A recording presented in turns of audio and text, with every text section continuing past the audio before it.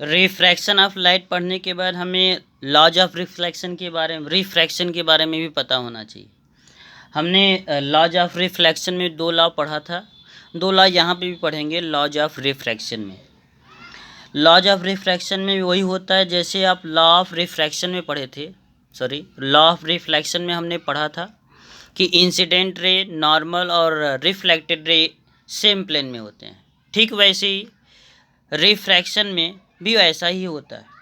इसमें आप देख रहे हो कि एक लाइट ये है इंसिडेंट रे, ये आपका नॉर्मल, और ये जो आपको दिख रहा है इसको बोला जाएगा रिफ्रैक्टेड रे। तो ये हमें पता होना चाहिए कि पहला फर्स्ट लॉ आपका क्या होता है कि इंसिडेंट रे, नॉर्मल और रिफ्रैक्टेड रे, ये तीनों जो आपको लाइन दिख रहे हैं, इंसिडेंट रे, नॉर्मल और रिफ्रैक्टेड रे, तीनों सेम प्लेन पे होते हैं। जैसे ये कॉपी भी बनाया गया है, ये सेम प्लेन पे है। तो ये फर्स्ट लॉ होता है। और सेकंड लॉ क्या कहता है, ये जो आपको दिख रहा है आई, इसको बोला जाएगा एंगल ऑफ इंसिडेंट। अगर इस आई का साइन ले लिया जाए, मतलब साइन आई बोल दिया जाए, और इस आर का साइन आर ले लिया जाए, तो दोनों का रेशियो हमेशा क्या रहता है, कांस्टेंट रहता है। कहने का मतलब कि the ratio of sine of angle of incident and the ratio sine of angle of refraction, r और आई का जो साइन लिया जाएगा वो हमेशा क्या रहेगा, कांस्टेंट। मतलब sine I upon sine r की वैल्यू क्या होती है, कांस्टेंट होती है।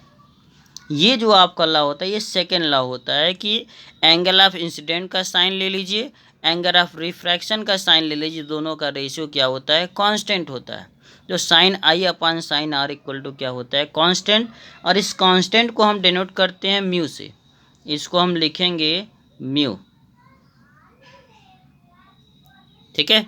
और ये जो म्यू आपका होता है इसको बोला जाता है रिफ्रैक्टिव इंडेक्स। और ये जो लॉ हमने लिखा है सेकेंड लॉ, इस सेकेंड लॉ को नाम दिया जाता है Snell's law. This law is also known as Snell's law. और ये जो कांस्टेंट टर्म है, इस कांस्टेंट टर्म को क्या बोला जाएगा, refractive index of the medium, जिस मीडियम में लाइट रे ऊपर से नीचे की तरफ आ रहा है।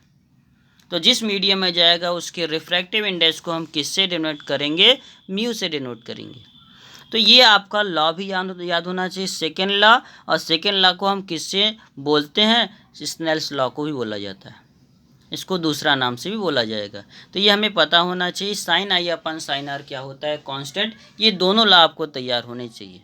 आज हम यही 2 वीडियो पढ़ेंगे और नेक्स्ट में हम ये पढ़ेंगे कि आपका रिफ्रैक्टिव इंडेक्स होता क्या है, क्यों रिफ्रैक्टिव इंडेक्स मिलता है, ये सभी चीज़ों के बारे में। Thank you.